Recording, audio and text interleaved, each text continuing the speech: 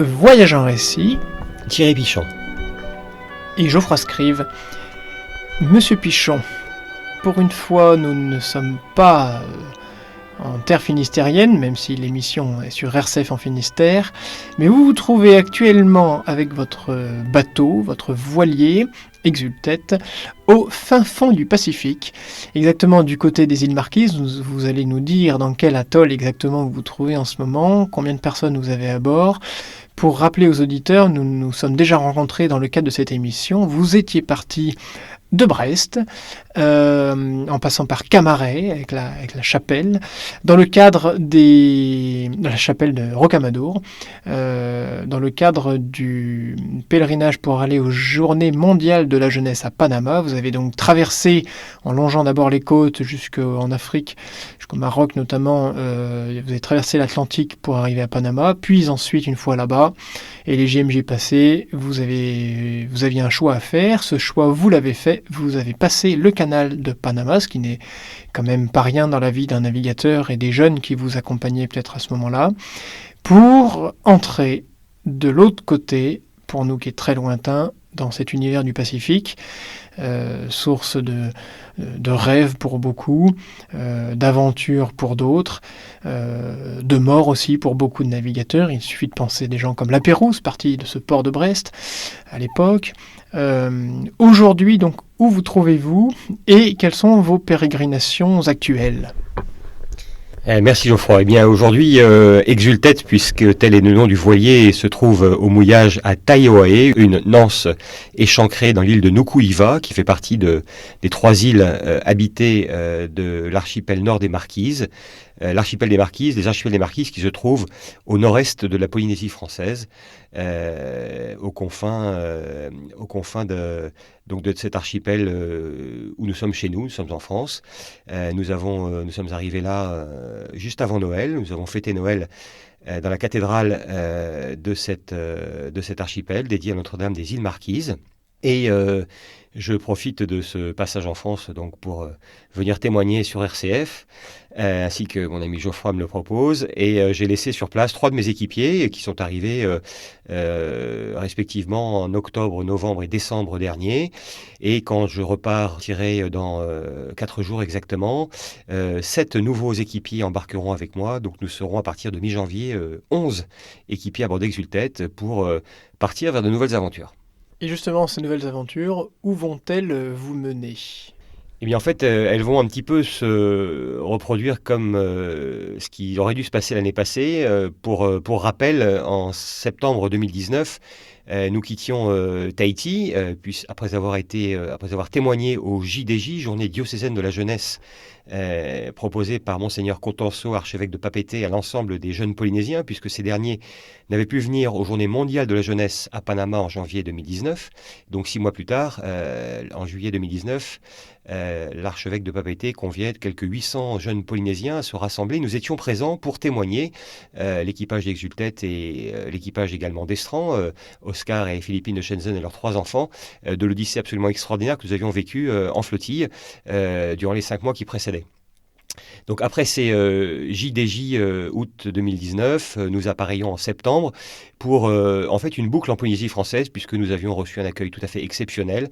Et le timing pour aller aux prochaines JMJ de Lisbonne, alors en 2022, le coronavirus n'avait pas encore frappé, nous permettait d'effectuer une boucle en Polynésie. Donc nous avons fait route à l'est vers l'archipel des Tuamotu, et nous sommes retrouvés aux îles Marquises, où nous sommes actuellement, et nous apprêtions à partir en février dernier vers l'archipel des Gambiers, qui est au sud des Tuamotu, pour fêter Pâques, quand nous avons été rattrapés par la patrouille, au propre comme au figuré, puisque les gendarmes nous ont interceptés quelques heures après l'arrêté sommant les navires de cesser toute navigation dans les archipels de Polynésie française. Et nous avons été confinés pendant 6 semaines, pendant tout le carême, le début du temps pascal, à Ivaoa, donc une des îles des Marquises. Suite à ça, nous avons légèrement anticiper le déconfinement pour rallier Tahiti. Nous arrêtons au passage dans quelques atolls paradisiaques des Tuamotu, notamment celui de Fakarava. Nous avons eu la chance de plonger dans un site absolument merveilleux. Et puis, retour à Tahiti, donc c'était l'été dernier, l'été 2020, avant de partir dans les îles sous le vent, avec une équipe qui a commencé en septembre dernier. Et puis, en fait, le souverain pontife ayant décidé de reporter d'une année les prochaines JMJ, donc en 2023 à Lisbonne, ça nous donnait une année de plus. Et soit je décidais de la passer en océan Indien, soit je refaisais une boucle en Polynésie française, ce que j'ai décidé de faire, eu égard à l'accueil exceptionnel que nous avons reçu et à la profondeur spirituelle de ces populations qui, comme je l'avais dit à l'époque, vivent leur foi sans la présence d'un prêtre, puisque ces atolls extrêmement dispersés ne voient le prêtre qu'une ou deux fois par an, dans le meilleur des cas. Et donc nous avons été touchés par la façon de vivre leur foi de ces populations polynésiennes, que ce soit les Pomotu, habitants des Tuamotu, que ce soit les Marquisiens, habitants des Marquises. Et donc c'est la raison pour laquelle nous sommes revenus aux Marquises et nous y sommes en ce moment. Donc la suite des opérations, c'est on espère qu'il n'y aura pas de confinement là-bas. On filera vers les Gambiers, l'archipel des Gambiers en mars prochain, pour revenir en avril tout à travers les Tuamotu et puis retoucher Tahiti en avril-mai prochain, où peut-être certains d'entre nous auront la joie de nous rejoindre, et pourquoi pas vous, mon cher Geoffroy, au mois de mai, avant de partir cette fois-ci définitivement cap à l'ouest en juin prochain, vers les îles les plus à l'ouest de la Polynésie, donc les îles sous le vent. Tout le monde connaît Bora Bora, mais il n'y a pas que Bora Bora, il y a Raiatea, Taha, Huaine, Mopiti. Et puis ensuite, si Dieu le veut, et si les frontières maritimes sont ouvertes, nous filerons vers les Cook, les Tonga, les Samoa, Tuamotu pour toucher la Nouvelle-Calédonie à Noël de l'année prochaine. Alors toutes ces îles, vous en avez cité bon nombre, vous les abordez avec des cartes marines, qui sont autant de promesses, j'imagine, pour un navigateur, que déjà de les contempler avant d'y être. Et quand vous y êtes, qu'est-ce qui se passe en vous? C'est-à-dire, ça résonne, ça vous... Est-ce que d'une île à l'autre, c'est toujours un peu le même paysage? C'est un atoll, des palmiers, du sable, des pâtés de corail qu'il faut éviter avec la coque pour éviter d'y délaisser et le bateau et les âmes qui sont à bord? Mais quelles sont ces promesses? Ces îles tiennent-elles leurs promesses que vous espérez tant avant d'y arriver? Parmi les jeunes qui sont à bord, et je m'y inclus, nos attentes sont différentes. Je vais vous donner un exemple qui peut-être pourra résumer toutes les îles que nous avons traversées. Avant d'arriver aux Marquises, nous sommes rentrés dans le lagon d'un atoll des Tuamotu qui s'appelle Ae, que certains navigateurs connaissent puisqu'il a abrité le célèbre navigateur Bernard Moitessier pendant quelques années après sa longue route. Cet atoll de Haye était pour moi une promesse parce qu'effectivement, il a abrité un navigateur assez connu. Et puis, je rêvais de le découvrir. Dans un lagon, il y a toujours plein de surprises. Bien sûr, des paysages qui peuvent se ressembler, mais une passe n'est jamais identique à une autre. Les courants sont toujours très surprenants. Les pâtés de corail sont jamais les mêmes. Il y a toujours une certaine tension quand on se présente dans une passe, parce qu'on s'aperçoit que les horaires ou les calculs qu'on a fait sur les pleines mers ou basses mers et les courants sont pas forcément exactement ce qu'on avait prévu. Toujours est-il qu'il y a toujours, en tant que navigateur, déjà il y a une aventure permanente quand on entre dans un atoll. Ensuite, ensuite on rencontre une population, l'atoll de Haye, 200 ou 300 personnes, pas plus, essentiellement une population et sa communauté catholique, puisque nous sommes pèlerins à bord d'Exultet depuis 2018. Et ces communautés chrétiennes que nous rencontrons n'ont jamais fini de nous étonner. Et si je devais interroger les équipiers qui étaient avec moi il y a quelques semaines sur cet atoll de Haye, ce qui reviendrait et ce qui reviendrait sans doute le plus, c'est la ferveur, la qualité de l'accueil qu'ils nous ont réservé, leur générosité. Ces gens-là ont peu de choses et ils donnent tout. Et notamment, je revois encore les larmes aux yeux de mes équipières qui se sont vues à la fin d'une cérémonie du 8 décembre, nous étions là pour l'Immaculée Conception, se sont couvertes de colliers, de coquillages, que leur avaient donc offertes les femmes de l'église Saint-Joseph, mais davantage, puisque ces femmes sont littéralement délestées des bijoux qu'elles portaient sur elles et leur ont donné. Et les filles ont été émues jusqu'aux larmes de voir une telle générosité. Ces gens ont peu de choses, ils donnent tout. Et voilà, en ce qui me concerne, je suis plutôt touché par la somptuosité des paysages et j'ai des levées de soleil plein les yeux sur l'atoll de Rangiroa quelques semaines plus tôt, des levées au coucher de soleil d'ailleurs, des vignes en plein milieu d'un atoll, des couleurs émeraude, turquoise, lagon de Mopiti. Enfin, on pourrait faire des albums photos.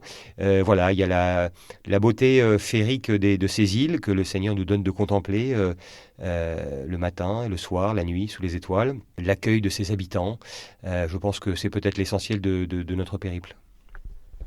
Alors il ne faut pas non plus jeter un voile sans doute sur les difficultés de l'entreprise. Vous naviguez parfois très au large, donc plusieurs jours d'affilée sans voir terre. Ça a pu se passer lors du passage du Pacifique. Vous êtes passé par Clipperton, ce qui n'est quand même pas très fréquent. C'est un îlot vraiment désert. Et puis ensuite, ça a été une longue traversée. Donc il y a les dangers, les promesses, mais aussi les dangers de la carte, de la cartographie, donc qui mentionne des dangers marins. Il y a aussi le danger peut-être de la solitude à bord, les dangers peut-être de l'habitude, du train-train, je ne sais pas. Il y a peut-être aussi les dangers de l'amitié qui se crée. Parfois, certaines vont jusqu'au mariage. C'est un danger à ne pas négliger. Comment entretenez-vous, vous, le skipper, c'est-à-dire le pacha à bord, si l'on peut dire, comment entretenez-vous la motivation, aussi le repos peut-être des équipages? On ne peut pas tout demander à un équipage, il faut aussi écouter un peu ses attentes, ses fatigues, et en même temps les motiver. Comment vous placez-vous au sein de vos équipiers, avec un nombre en plus d'équipiers qui fluctuent dans le temps et l'espace? Alors c'est vrai que les équipages qui se succèdent à bord d'Exultet sont renouvelés régulièrement, puisque contrairement à Cap sur Panama où 20 jeunes sont restés présents à bord pendant 5 mois, actuellement ils arrivent tous quand ils sont disponibles pour une durée minimale de 3 mois, puisque je leur demande un investissement personnel. Donc les tâches à bord, il y a un certain nombre de postes d'action. Alors, ceux qui sont anciens chefs ou chefs scout voient de quoi je parle. Des postes d'action à pourvoir. Ça va du poste du second à l'intendante en chef, au chargé de communication, au boulanger, au chargé spirituel. Enfin voilà, chacun a un poste d'action bien précis. J'oublie le bosco bien sûr et le mécano. Donc ça demande de la formation. La plupart d'entre eux arrivent à bord, ils n'ont pas d'expérience nautique ou très très peu. Donc ça demande du temps. Ensuite, le défi le plus haut, vous l'avez souligné, c'est de faire équipage. Les jeunes se trouvent là, ils ont tous en moyenne 24-25 ans. Le plus jeune a 22 et les plus anciens ont 30 ans. On va dire une moyenne de 24-25 ans. Et ils ne se connaissent pas, ils ne se sont pas choisis. Et il faut cohabiter à bord d'un espace restreint pendant 3, 4, 5, 6 mois, avec des temps en escale, mais quelquefois des temps de mer un peu longs. Vous avez souligné effectivement la traversée du Pacifique de Puerto Chiapas jusqu'à Fatuiva, au sud des Marquises, qui a duré 33 jours. C'était un peu une traversée un peu éprouvante, mais récemment, nous avons quitté l'atoll d'Ae pour rejoindre les Marquises. Il y a eu une grosse semaine de mer, au près serré, avec un bon force 5 à 6, rafale à 7 parfois, donc c'était assez éprouvant. Et tout ce bon monde, oui, tout le monde fait cohésion. Les rôles sont clairement définis. On vit une vie fraternelle où le pardon est sans doute un élément moteur. La capacité aussi de s'écouter et je retiens notamment une bonne habitude qu'on a prise depuis pratiquement un an avec sous l'impulsion d'une certaine Aude qui me sourira peut-être si elle écoute cette émission et qui avait donc suggéré fortement que chaque semaine, le dimanche après la messe et au moment de l'apéro, on puisse avoir ce qu'on appelle un conseil d'équipage qui permet à chacun de s'exprimer pendant quelques minutes sur comment il a vécu la dernière semaine, à la fois sur le positif, le négatif, d'exprimer ses attentes pour la suite à venir et dans un climat très fraternel qui permet de dire à la fois ce qui a été lumière et ce qui a été ombre et donc d'exprimer des demandes de pardon, d'éclaircissement. Et cette habitude qu'on a donc depuis pratiquement un an, elle permet de grandir dans l'amitié fraternelle, dans la charité. Après les difficultés, oui, la dernière semaine de mer, c'était le mal de mer. J'avais la moitié de l'équipage pratiquement qui était au tas dès le départ. Donc ça maintient dans l'humilité certains équipiers. Ça exige à d'autres, ceux qui sont pas malades, de se dévouer davantage. Et puis tout ce beau monde avance au gré du vent et des vagues. Dans une atmosphère finalement qui m'étonne toujours, puisque moi je suis un peu le chef d'orchestre, mais chacun des équipiers est capable faire preuve de talent et de se dévouer au service de l'équipage. On est vraiment dans une d'hommes et de femmes, voilà, un peu à l'image de ce que peut être une maîtrise scout. Et tout cela, ça se vit dans un climat de fraternité très, très, très précieux et très, très paisible. Alors, permettez-moi de reparler d'un équipier qui n'a jamais été à bord, mais que vous avez vu plusieurs fois, qui est le souverain pontife, justement, le pape François. Vous l'avez rencontré à Panama. J'imagine qu'il est présent aussi à bord par la prière pour lui. Il demande souvent qu'on prie pour lui. Et je pense aussi à son encyclique Laudato Si, que vous avez peut-être à bord. Je ne sais pas si vous l'avez lu, si certains à bord l'ont lu. Vous, au cours de tous ces 1000 nautiques, de tous ces 1000 marins parcourus depuis Brest, qu'observez-vous au niveau de la planète? Est-ce qu'il y a des côtes complètement transformées par l'homme, de façon judicieuse et parfois de façon complètement abîmée? C'est ce continent de plastique dont on entend parler à la dérive dans le Pacifique. Est-ce que vous avez pu en voir des bouts, je ne sais pas, ou des signes d'objets flottants non identifiés, qui peuvent être aussi des dangers pour la navigation? On l'a vu récemment avec certains autres marins de par le monde. Quel est votre regard, justement, après tous ces voyages, et ceux qui restent aussi à venir, sur ce que nous faisons de cette planète et son avenir? Je suis très partagé pour répondre à cette question. J'ai vu notamment en Afrique, en arrivant à Dakar, et un petit peu avant en Mauritanie, ça a été le pire. J'ai vu que les dégâts que peut faire le plastique, qui n'est pas retraité, et nos amis africains n'ont pas les structures que nous avons en Europe.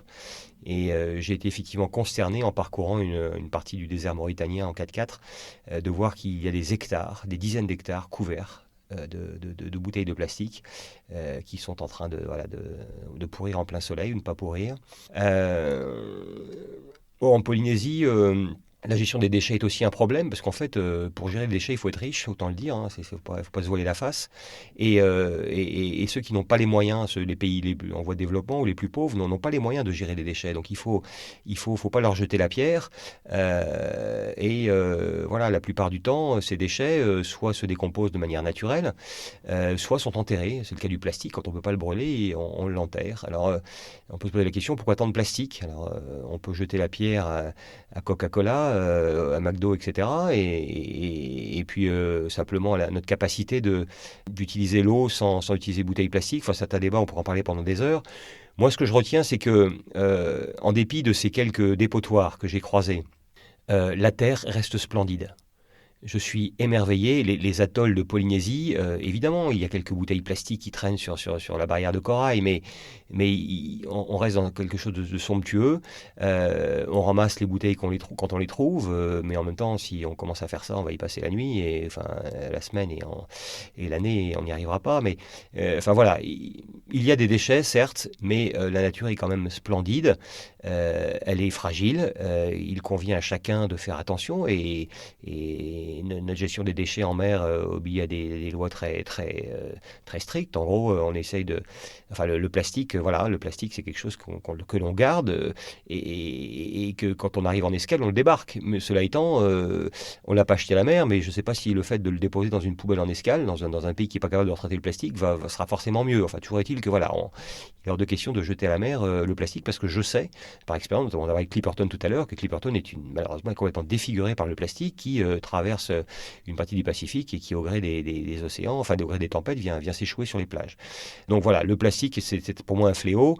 Comment résoudre le problème? J'en sais rien. Je ne sais pas. Il faut peut-être revoir un peu nos modes de fonctionnement, et puis peut-être se pencher sur la capacité des pays en voie de développement à gérer ce genre de phénomène. Comme je disais tout à l'heure, en Europe, on a les moyens financiers pour ça, ils ne l'ont pas. Voilà, donc nous sommes attentifs à ça. Nous sommes attentifs aussi à la gestion de l'énergie. Enfin, on a très peu d'eau à bord, donc on apprend à se doucher avec 3 litres d'eau, et non pas en faisant couler l'eau pendant un quart d'heure, 20 minutes, comme on peut le faire en Europe. L'eau que nous buvons aussi est très, très rationnée d'une certaine façon. Donc voilà, l'énergie, elle est essentiellement solaire. Et voilà, nous essayons de mettre en pratique Laudato Si, non pas avec des grandes théories, mais avec simplement un souci d'économie, de vie un peu simple, un peu frugale, un peu rustique. rustique, on va dire, un peu à la scout. Voilà, sans grande théorie, sans vouloir faire de démonstration, voilà, on s'aperçoit qu'on peut vivre assez simplement. Et pour revenir sur le plastique, la façon les conteneurs que nous avons à bord sont des bouteilles plastiques. Et je peux témoigner que certains bidons de 6 litres qui sont là, ça fait au moins 2 ans qu'ils sont à bord, parce que une fois qu'ils sont vides, on les remplit, au risque d'ailleurs que l'eau s'altère au contenu du plastique, parce que j'ai appris qu'au bout d'un certain temps, la bouteille, effectivement, c'est plus bon. Donc, mais voilà, avant de jeter une bouteille de plastique et de décider de ne plus l'utiliser, il va se passer pas mal de mois à bord d'Exultet. Donc on va limiter comme ça notre consommation de plastique.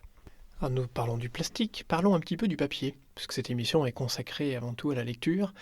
Quelle place a la lecture à bord? Certains lisent-ils, vous-même lisez-vous? Y a-t-il encore le temps de lire? D'une part, parce que quand on navigue, on a peut-être les yeux plus rivés sur sa barre, sur son cap et sa carte, que sur les bouquins. Mais y a-t-il encore un petit peu de temps pour ça? Alors la vie à bord en navigation est très dense. Sur Exultet, voilier un peu rustique, le pilote automatique a lâché quasiment 3 semaines après le départ de France, et donc on ne peut pas lâcher la barre. Voilà. Donc ça veut dire que jour et nuit, quand nous sommes en navigation, nous nous relayons à la barre, 24 heures durant, au rythme des quarts, et ces quarts de nuit qui rythment nos journées, voilà, exigent de repos. À bord, on ne se rend pas compte, mais tout prend du temps. Une équipière me disait en riant il y a peu de temps, aller aux toilettes à terre, ça pose pas de problème. En bateau, ça demande une véritable, surtout quand on a le mal de mer, un véritable parcours du combattant. Il faut rentrer, se dessaper de sa tenue de mer, parce que si, voilà, ensuite arriver à la porte des WC sans avoir glissé dans la coursive, sans s'être fracassé, ouvrir les vannes, parce que forcément les vannes sont fermées à la mer, faire ce qu'on a à faire, et puis ensuite pomper, refermer les vannes. Enfin bon, voilà. La préparation des repas est compliquée. Tout. Donc déjà, on est très pris par l'activité quotidienne, voilà, qui à terre se fait simplement, mais qui dans un univers remuant, mouvant, et prend beaucoup d'énergie. Le corps fatigue en permanence. Voilà, le bateau il est instable, il bouge. Alors donc voilà, on est bien occupé. Reste-t-il du temps? Oui, il reste du temps pour prier, puisque notre vie communautaire s'articule, s'organise autour d'une vie donc de prière communautaire qui à peu près nous prend entre 1 heure et demie par jour, au maximum. Il reste du temps, bien sûr, pour soi. Si je regarde les 3 derniers mois, les équipiers qui ont été embarqués, certains sont capables de produire, à mon avis, un livre, parce qu'ils ont écrit à peu près 4 pages par jour de ce qu'ils ont fait. Donc il y en a qui ont beaucoup écrit, il y en a qui ont lu. Ça dépend de chacun. Certains ont dû lire un ou deux livres, d'autres davantage. Moi-même, j'ai beaucoup de mal à lire. J'aimerais lire davantage, mais en fait, mon rôle de capitaine me prend pas mal. En permanence dans la préparation de ce qui va arriver demain ou ce qui va devenir la semaine prochaine.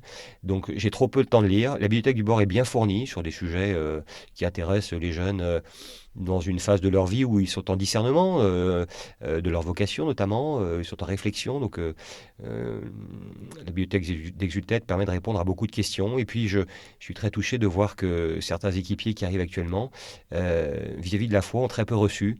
Et donc il y a parfois des conversions qui s'opèrent. Et donc la bibliothèque du bord dispose de livres de formation, que ce soit formation spirituelle, catéchétique. Et par ailleurs, pour ceux qui ont du mal à lire, parce que je découvre que certains sont plus familiers de l'écran d'un iPhone ou d'un téléphone, nous organisons à peu près 1 fois par semaine, si les conditions le permettent, des petits topos de formation. Formation humaine, formation catéchétique, formation spirituelle et doctrinale qui permettent justement dans un monde aujourd'hui un peu déchristianisé, d'être capable, comme le dit saint Paul, de rendre compte de l'espérance qui est en nous et d'être capable d'argumenter pour défendre la foi que nous avons reçue. Pour certains, depuis le plus jeune âge, par le biais de leurs parents, pour d'autres tardivement, par le biais d'une conversion et d'une rencontre qu'ils ont pu faire. Alors justement, revenons sur ces rencontres que nous pouvons faire. Récemment, vous avez pris non pas un autostoppeur, mais un bateau-stoppeur, ça existe encore, français, qui je crois était tout à fait étranger à notre foi chrétienne. Combien de temps est-il resté à bord et comment cela s'est-il passé justement au contact de vous-même et de ses équipiers et équipières chrétiens? Comment a-t-il vécu d'une part la navigation et d'autre part ces temps forts, ces temps d'équipe et ces temps de prière? Alors, nous avons rencontré Antoine, une trentaine d'années, français, dans l'atoll de Rangiroa. Nous étions en préparation pour mouillage et puis nous avons croisé un garçon qui était dans un kayak en train de pêcher à la ligne. Et à bord, nous avons beaucoup de mal à pêcher. On n'est pas très bon dans le domaine. Et on a vu qu'Antoine ramenait des poissons et on l'a invité à venir dîner le soir avec éventuellement le produit de sa pêche, ce qu'il a fait. Et cette première rencontre tout à fait probable s'est poursuivie par voilà, différents déjeuners. Antoine nous a raconté un peu sa vie itinérante de bateau-stoppeur. Et de fil en aiguille, il nous a dit que voilà, qu'il avait parcouru quelques atolls des Tuamotu et qu'il allait aux Marquises. Et comme par hasard, nous allions aussi aux Marquises. Donc Antoine était baptisé de longue date, mais n'avait absolument aucune pratique religieuse. Et la foi était pour lui quelque chose de relativement inconnu. Et donc s'est posé la question d'accueillir Antoine à bord d'Exultet pendant non pas quelques jours, mais plusieurs semaines, puisque il fallait d'abord traverser l'archipel des Tuamotu avant d'aller aux Marquises. Et comme je vous l'ai dit, il y en avait quasiment pour 3 semaines, dont une semaine de navigation complète. Donc on a d'abord embarqué Antoine pendant 2 jours pour aller de Rangiroa jusqu'à l'atoll d'Ae, dont j'ai parlé tout à l'heure. Antoine était parfaitement au courant de notre démarche de pèlerins du Grand Large, allant vers les Journées mondiales de la jeunesse de Lisbonne, un peu comme on parcourt un tronçon de route de Saint-Jacques-de-Compostelle. Et je lui ai demandé s'il acceptait de se joindre à nous, ou s'il souhaitait de s'intégrer dans la vie de l'équipage. Alors évidemment, son poste d'action, je parlais des postes d'action tout à l'heure, lui, il était naturellement le pêcheur attitré du bord, et sa mission était de remonter du poisson pour rompre avec la monotonie des miettes de thon en conserve. Et donc, c'était son poste d'action. Pour le reste, je lui ai demandé d'accepter de se joindre à nous dans notre prière quotidienne, ce qu'il a fait avec beaucoup de simplicité. Il a également participé avec beaucoup d'intérêt à certains topos, et notamment, nous avons eu un topo sur un débat contradictoire entre deux des équipiers sur les preuves de l'existence de Dieu.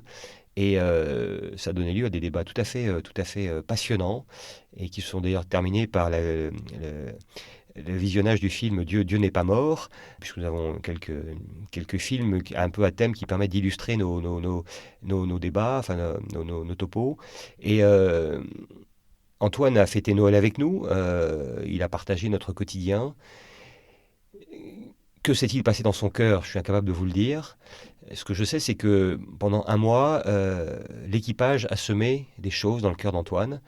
Et je n'en doute pas que Antoine n'est pas arrivé là par hasard, ou avec un hasard qui s'appelle Providence. Et je suis certain que la grâce du baptême qu'il a reçu étant petit enfant pourra ressurgir, pourra fleurir, peut-être grâce à la rosée que pendant un mois il a reçue à bord d'Exultet, pas simplement la rosée des embruns d'un bateau taillant sa route au près serré par force 5 à 6, mais également par ces petites gouttes spirituelles de notre prière d'équipage qui n'ont pas pu ne pas le toucher, humecter son âme, et qui sait si grâce à cette petite rosée, eh bien, la foi d'Antoine ne refleurira pas un jour. Eh bien, Thierry Pichon, nous vous remercions. C'est sur ces paroles d'espérance que nous allons clore cette émission. Nous rappelons que le bateau reste accessible, si l'on peut dire, aux jeunes qui voudraient vous rejoindre, déjà dans cette partie du Pacifique, puis ensuite à travers l'océan Indien, à la mer Rouge, à Méditerranée. Donc à partir du printemps et été prochain, les JMJ ayant lieu à Lisbonne en 2023. Le bateau s'appelle Exultet, et on peut indiquer aux auditeurs qui nous écoutent le contact. Vous pouvez trouver la page Facebook, en français le livre des visages Facebook, en faisant une recherche sur Facebook en tapant Exultet TDM. Voilà. Merci beaucoup, et Kenavo.